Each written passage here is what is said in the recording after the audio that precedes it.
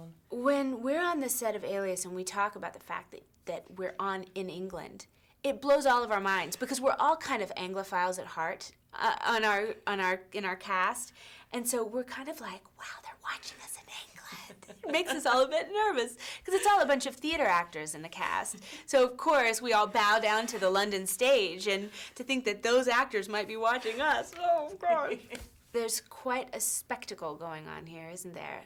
That's what's so fun. It's so fun to have the stakes be this high and have it be so huge and be a little over the top and still find the reality. It's great.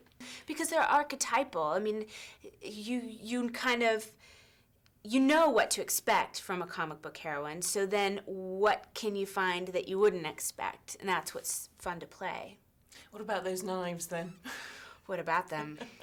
I'll tell you something, they're sharp. And let me tell you, the camera crew of Daredevil, the bravest men that ever lived, I would wing those things at them so often.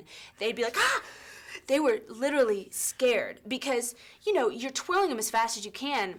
They slip out and go flying, and there's nothing you can do. And I stabbed more cameramen. Mostly I stabbed myself, but I can't even tell you, I almost just impaled a few of them.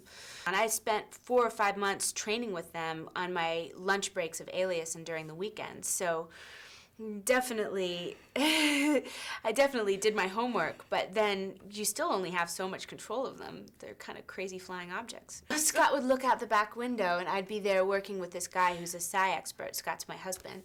And he would I'd just see him kind of shaking his head and go back to watching the television. He'd just be like, oh God, here she is. That's my wife. I don't know. Who knows why anything works at any given time? Maybe because, maybe this has always been around, and at first it was Greek mythology, and then it was Shakespeare, and then now, then it's been through several other variations, and now it's comic books, but it's the same stories being told.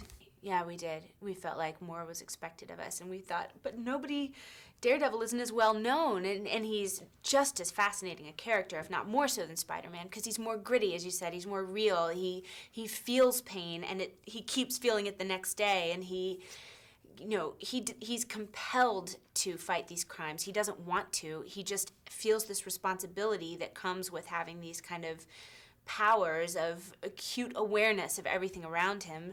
If he hears a young boy being beaten up, he has to go and save that boy. But he doesn't even want to because it so screws with his life to be this superhuman. So yeah, we felt a responsibility to the fans. We felt a responsibility because of Spider-Man. It's hard not to take it too seriously. We'd have to remind ourselves, let's just have fun. That's what matters.